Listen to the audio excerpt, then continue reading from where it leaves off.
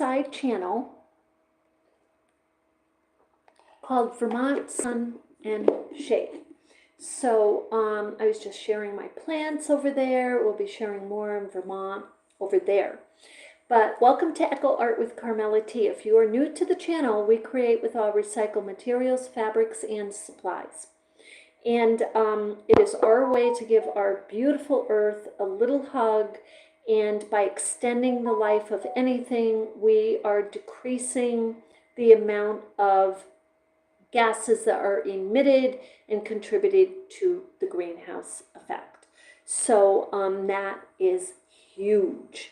So what I did today, I looked up, I wanted to look up a little bit about the climate change, regardless of the political viewpoints of how and why and this and that. The fact is it is changing, and a fact is the waste, the islands of 630,000 square miles of waste floating in the ocean, and then again more on the landfills, are all affecting it. It just is, because when things break down in the landfill, they emit these gases or toxins or whatever. So anyway, with that, I'll be reading you, we'll be going through a couple of really super interesting, I found interesting facts, and I'll just be highlighting these facts with you. And the main event is an article titled "The 11 Endangered Species Bouncing Back." So we're going to be looking at some positive stuff going on and seeing that working on trying to turn this around can happen. So with that, I want to share with you a few things. These aren't even thrift shop items. These that I'm about to share with you just blow my mind. Seriously, they are, I found them on the side of the road with a bunch of other people that were getting all this stuff free. Up in this neck of the woods, I will tell you something. It is a huge, huge difference on people sharing. Like, they are more readily, more apt to put things out on their curb before they bring it to the thrift shop. They will put it out to be free. This particular place is like just right up the street, had 5 tables out. It was it's called the Derby Town Hall. They had 5, right across the street from them, 5 tables, gorgeous, out on the road. So people were taking them. So this was out in the garbage. And this is, my phone would fit perfectly in this if I didn't have the cover on. So I could take the cover off and use this. And this is nice because what this is, it stands and it holds your phone, and then you can adjust it to go back and forth. This is very nice. If it didn't take me so gosh darn long to get this cover on this phone, because I cannot tell you how broken my phone was before. Hi. I'm seeing everyone say hi, so I'm saying hi back. Welcome so much. So I welcome you for being with me. But this was free. So always look in the free, always look in the free piles. It's got 2 knobs on it. It's very nice. It's probably more than I would spend. You know what I mean? I wouldn't go in and spend that. So I love this. Anyway, that's a nice telephone holder. So, and I got this terracotta pot that had the label on that said $5.99. I mean, okay, granted, it's stained. I did wash it, and you still say, but I can, this is the perfect pot that I can, flower pot that I can paint and have used maybe as a prop in the upcoming event in September. So free, totally free. So I got that. Now, or I can use a basket in case somebody drops it. And this won't break. So the basket was in the free pile. And then these, I guess they were trying to sell them at the tag sale, and they're just little stickers. Okay, little stickers. These things are expensive. I'm trying to see. She has 25 cents on there. That's what she was trying to get for it. But these are expensive. And Joann's Fabric isn't even there anymore up here in Vermont for us to go. But this is a little pin, but the little wreath would be perfect for like one of my little critters to be holding, like a little, my gnome to be holding a wreath. So I took those out of the free pile, and I felt like I just really hit the jackpot. So that's not all. Wait till you see what I got. Okay, so then I got this teeny tiny little jar, just a cutesy little jar. She was probably just sick of it, but what a cute little, you know what I mean? You could put little candies in there, make that little gift, just adorable. Or if you're into upcycling, this channel is all about that, right? So something like this can be, upcycled, repurposed. You could paint it, put a little Christmas bow on it, whatever you want. But I mean, there's a lot of opportunity, and that just gives you ideas. Like, it gives me the idea to kind of like, okay, the next time I'm in a thrift shop, I'm going to get a bunch of little jars, and at the art and craft fair, I am going to spiffy them up. Maybe I'll crochet a little sock to put on them halfway. How cute. I mean, think about that. So anyway, I got that. Now this is the big reveal for the freebies that I found. Check this out. Look at this. This is hand painted, and it is hand painted. I can feel the paint. But the thing is, it doesn't have the person, like, who made it. You know what I mean? So I looked it up on eBay, and they're getting like $39 for this. But guess what? Keep your eyes open, people, because this is only $39. Like, by the time you pay for the mailing or whatever, it's going to be less that you make. However, they had painted bowls like this from China, and they were like $844, $1,000 on eBay. Okay, on eBay. So check it out. This is like I said, it was in the free pile. I could not believe it. So anyway, I got that. Now we're going to go over the article, because I just wanted to share that with you to just encourage you. Thank you. To just encourage you to, keep your eyes out, and, oh, thank you. You like the designs. Okay, great. Yeah. I mean, there's so much that we have that we kind of get sick of. We don't have to put it in the landfill or put it at the thrift shop even. Give it to your neighbor, seriously. And there may be someone that would find something like this and take the time to resell it. So it's a great way to start a little business too. It really is. Okay, so a couple things. Climate change. I kind of wanted to go over this topic a little bit and just highlight some things with you, because this is there's so many motivators. I mean, taking care of our wildlife, taking care of our earth, but the climate change, I just wanted to know, if I can find it. Here it is. Yeah, the how it's going to affect, us.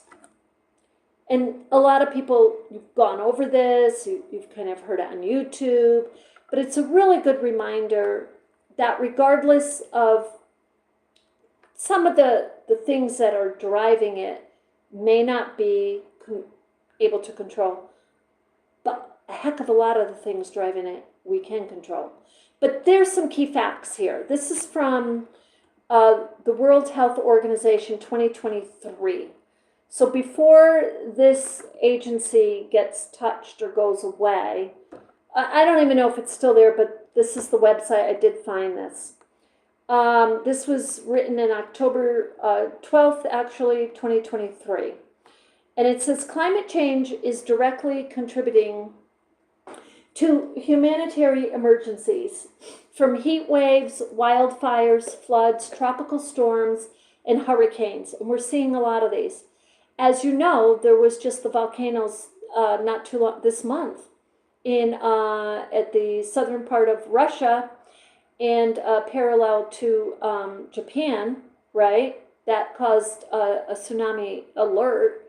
And actually that was going pretty much halfway around the globe, all the way down to California. So we saw that.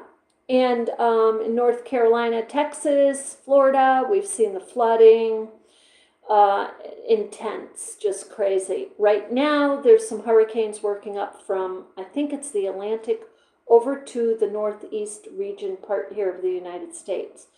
And they are increasing in scale, frequency, and intensity. Research shows that 3.6, get this number, 3.6 billion people already live in areas highly susceptible to climate change. So it's probably you and me, just guessing. Between 2030 and 2050, climate change is expected to cause approximately 250,000 additional deaths per year. I guess I'm on YouTube. I need to say unalives. 250,000 additional persons unalive per year. From, are you ready for this? Undernutrition. You can see this happening.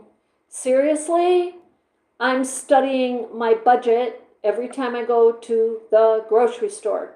Who's with me on that one? Are you studying?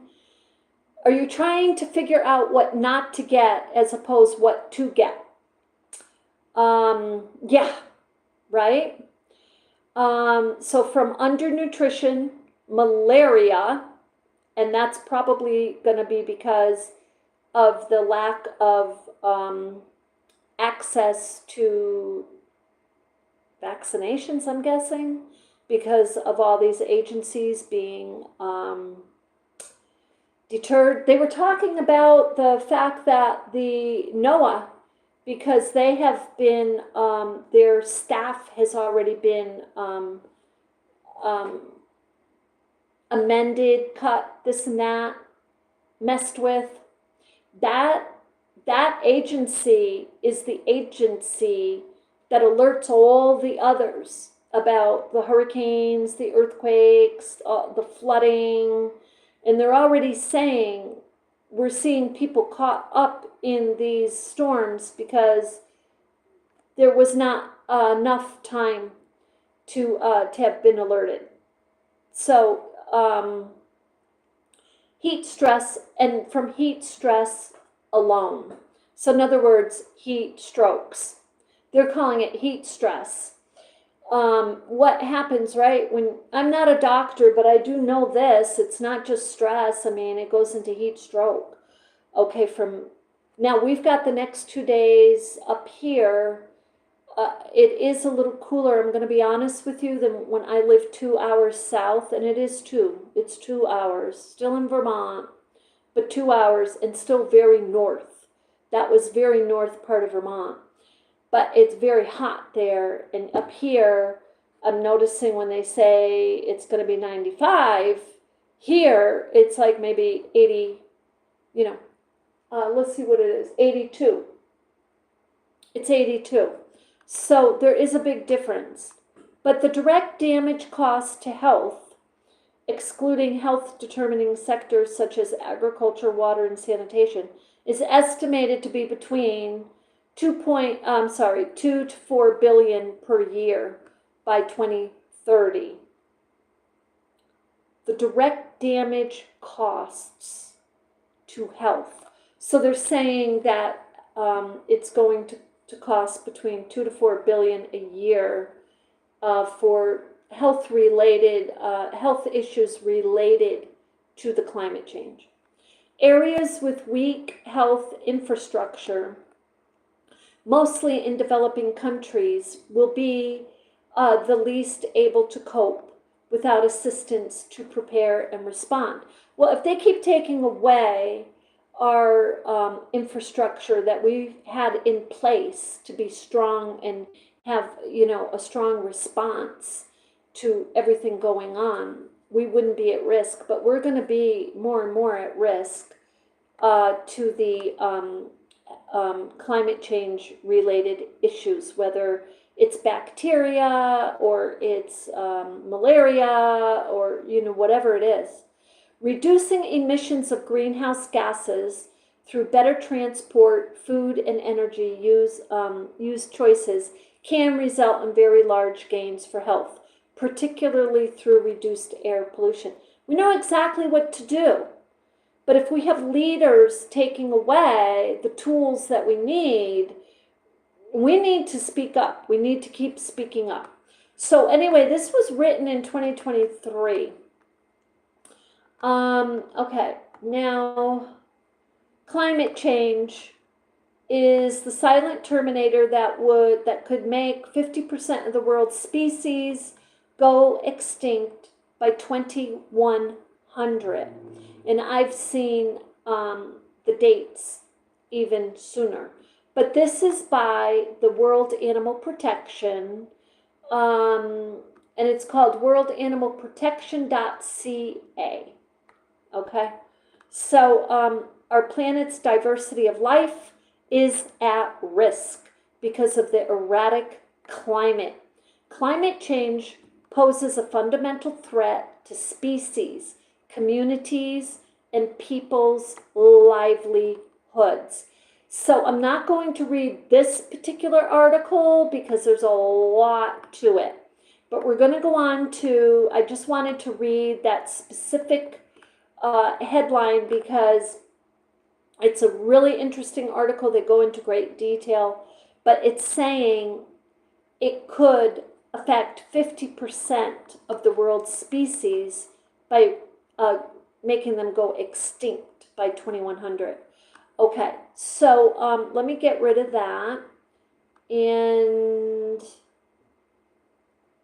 this one, this is kind of saying, well, let me read this. This is an AI overview, and then we'll go into the article. But while pinpointing an exact number is difficult due to the complexity of tracking animals who become unalive, and attributing them solely to climate change, it's clear that climate change is a major driver of population decline and extinctions. 1 million plant and animal species, okay, get that number, 1 million. Plant and animal species are currently threatened with extinction. Scientists predict that up to 6 million species could be lost in the next 50 years due to climate change. Okay, and that's as much as I'm going to read on that one. I just wanted you to get the numbers because they are just so high. Okay, now, let's see here. Okay. So now this is the article. It says 11 endangered species are bouncing back thanks to conservation efforts. So, if you are interested in wildlife, you're interested in helping in this way, you're interested in helping the earth, there are going to be, I guarantee you right now, the future jobs are going to be in the recycling industry, and they're going to be in wildlife, like rehabbing wildlife, I guarantee it. And as for humans, hopefully they will have a lot of jobs in the area of, in the humanitarian area. So anyway, this says this is written, by the way, by Jane Ott. I'm going to say it like that, Otte, Otte. And this was written June 30th, 2025. So anyway, I want to thank everyone for being here today. It means a lot to be able to share this with you, because we have to stay right on top of this stuff. So this was written June 30th, 2025.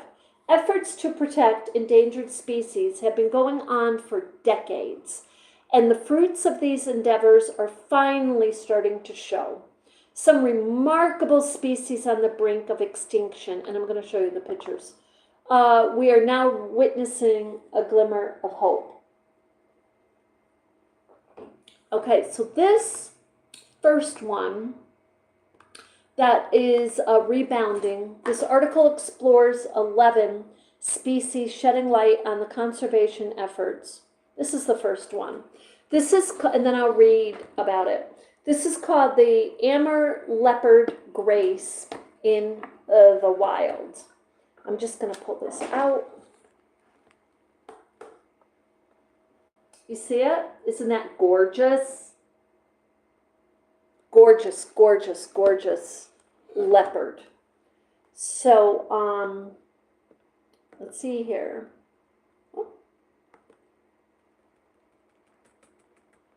This says, the Amur leopard, native to the forested regions of Russia and China, has long been one of the most endangered cats in the world, with its population dwindling due to poaching.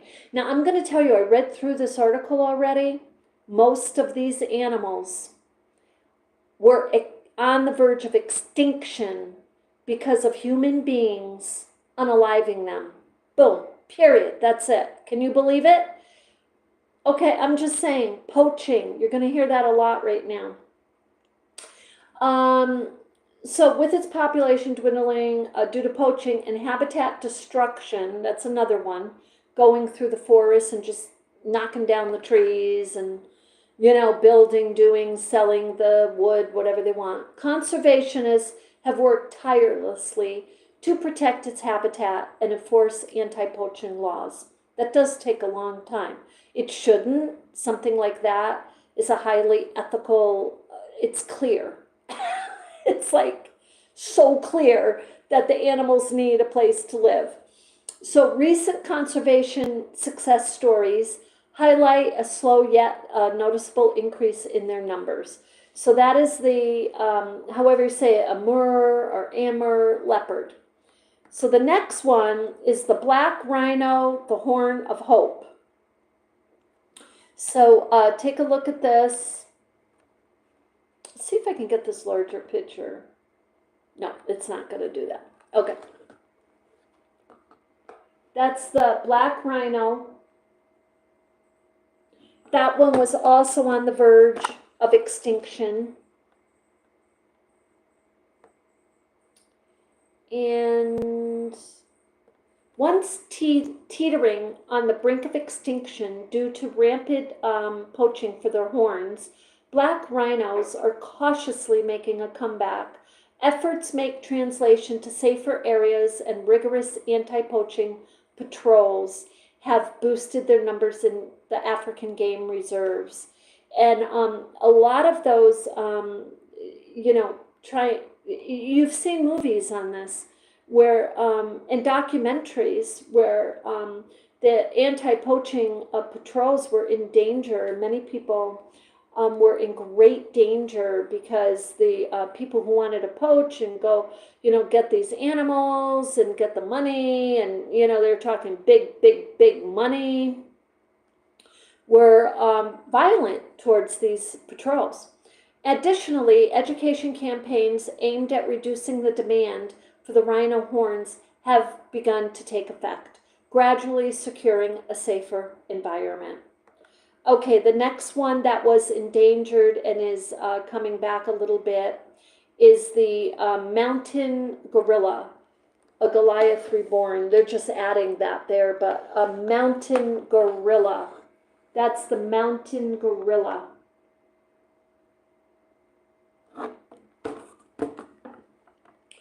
Okay.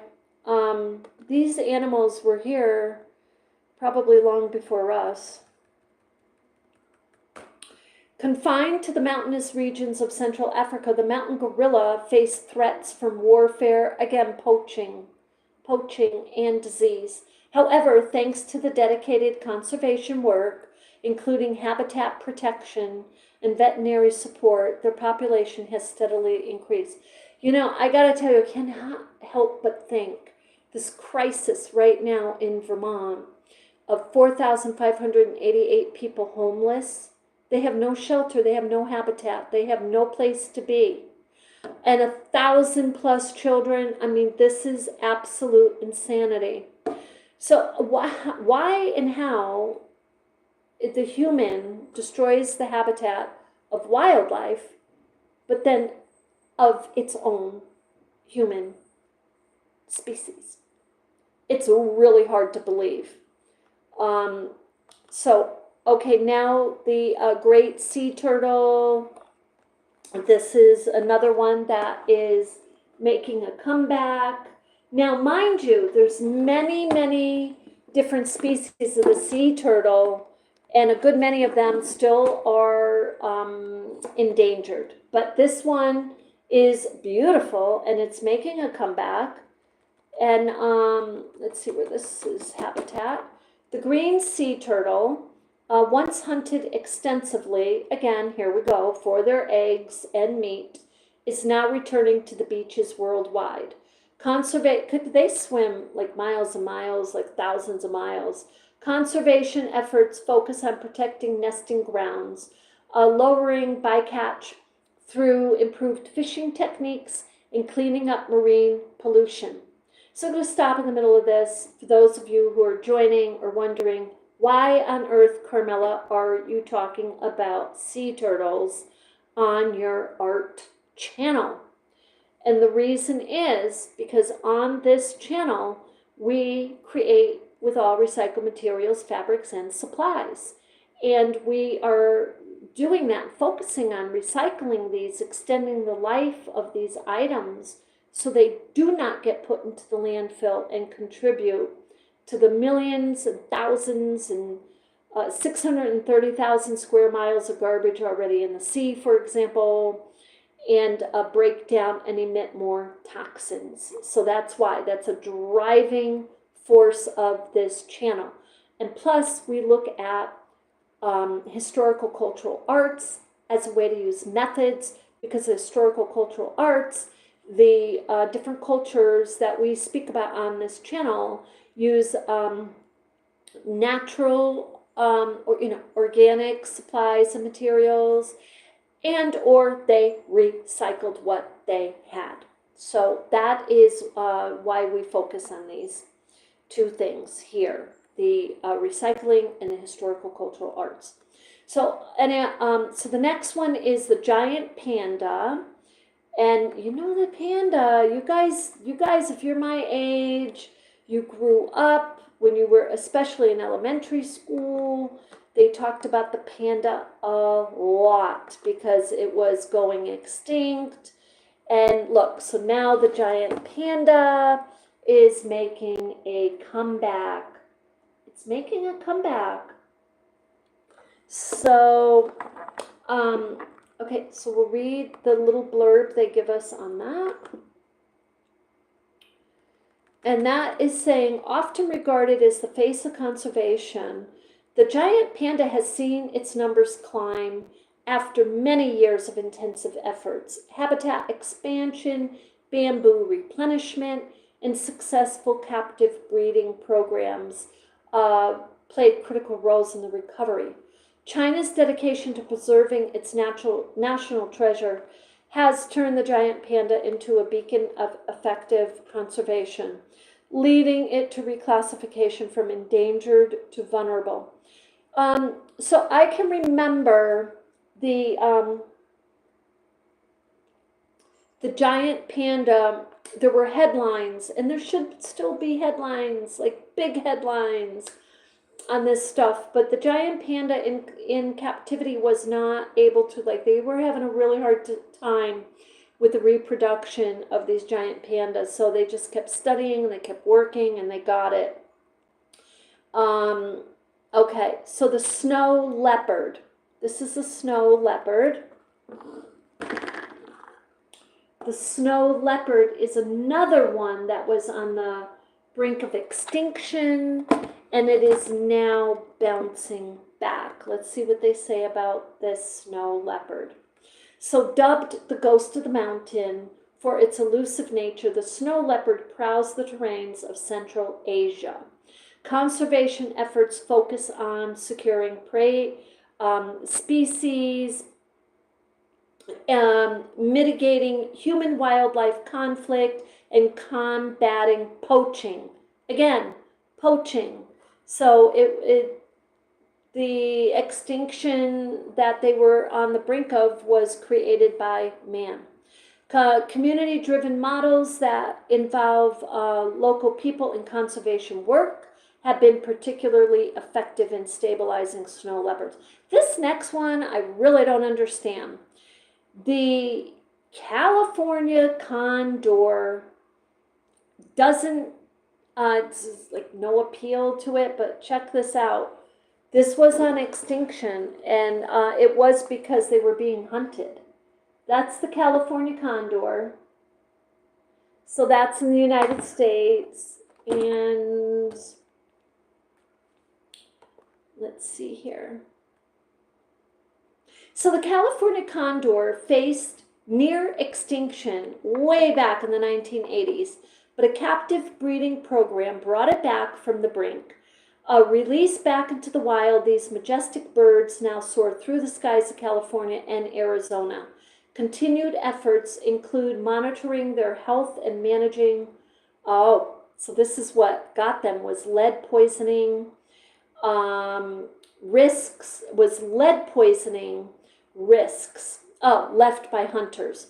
So that is that article. Oh, what does it give another one? Nope, that's it. And again, this article, if you are interested, it was on Newsbreak, and this is by animals around the globe, and it was just written June 30th, 2025, again by Jan Otte, O-T-T-E. So I think it's a wonderful thing that our animals are coming back. And again, it's the passion that I have for the wildlife and our earth and humanity for each other. Because we all really, in my mindset, we need to always be ready to help each other, especially nowadays with the natural disasters that are upon us. So anyway, I wanted to share this with you and just get this out there.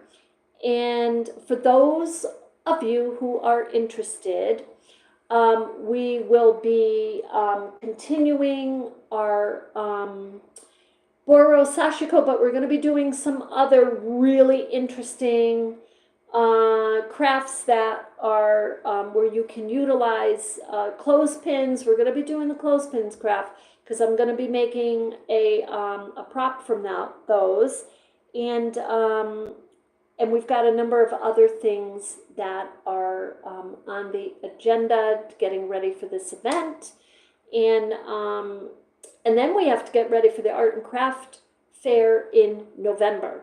So I have a number of things. All of these things are focusing on using recycled materials, fabrics, and supplies. So with that, thank you for being with me. And I hope that you have an absolutely beautiful rest of the day.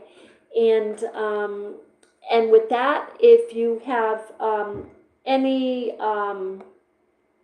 anything you'd like to share in the way of facts, things going on in the world of recycling, you know, I will be trying to get some updated numbers on the landfills. Actually, I did want to look this up. One thing for you before we go.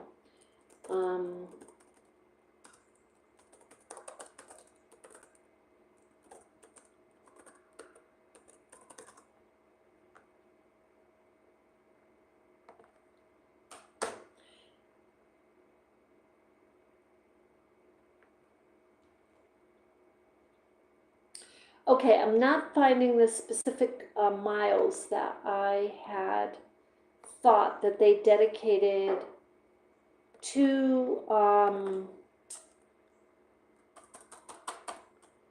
let me put it this way.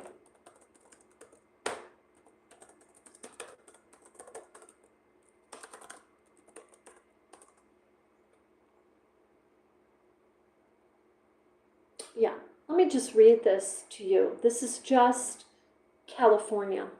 The largest landfill in California, and one of the largest in the United States, is the Puente Hills landfill. It's located in Los Angeles County. It operated over 50 years, and its peak. It received 12,000 tons of garbage a day. I mean, a day. Okay, if there is any reason for us to be concerned about our health and our land and our earth and all of it, this is, because I got to tell you what comes from waste, right? Think about it. It's not just the toxins breaking down and the emissions into the air that we breathe and seeping into the land and seeping into the waters, but you're getting varmints, you're getting rodents. You're getting that stuff. You're getting that. And from that, then you're getting more bacteria and you're getting more disease. The landfill closed in 2013 is currently being converted to a public park. So that was the largest landfill in California. 12,000 tons of waste a day.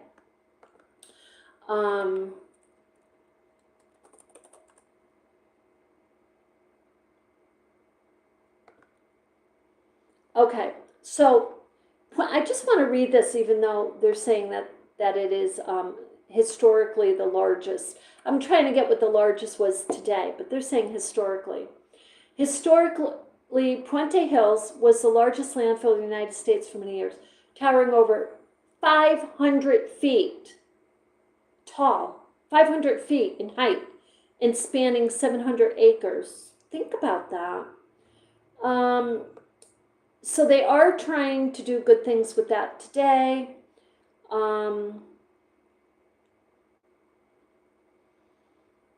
Okay, and I'm just going to read this one more thing, and then I will let you go.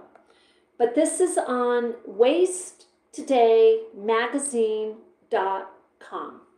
So on that, it is talking about America's largest, 30 largest, they give a whole list here of the MSWs, which are the municipal solid waste landfills. And so I'm trying to look at, okay, this one is in Morrisville, Pennsylvania. The site is Fairless, that's the name of the town that it's in. And the tons per year of waste is 3.9 million tons, okay? Projected to close in 2032. Can you imagine? I mean, my gosh. I'll just give you the top three. Another site is called Orchard Hills. I've heard of that one. That's located in Davis Junction, Illinois. And they have 2.9 million tons per year. Their estimated projected date to close is 2029. And then the third top is El Sobrante, Corona, California. Maybe that's the one I was thinking of. They have 2.7 million tons of garbage per year. So they're going to close in 2045. So every year they're getting 2.7 million tons. So anyway, that's the reason we do this. I do this channel and share it with you. I share with you different things that I'm reading, I'm interested in, I'm learning about, and I bring it to you. So with that, I hope that that helps, and I hope it inspires you also to continue to try to, as an artist, create with recycled materials, fabrics, and supplies, and or get more interested in any of these areas that can help our earth, our wildlife, or our humanity.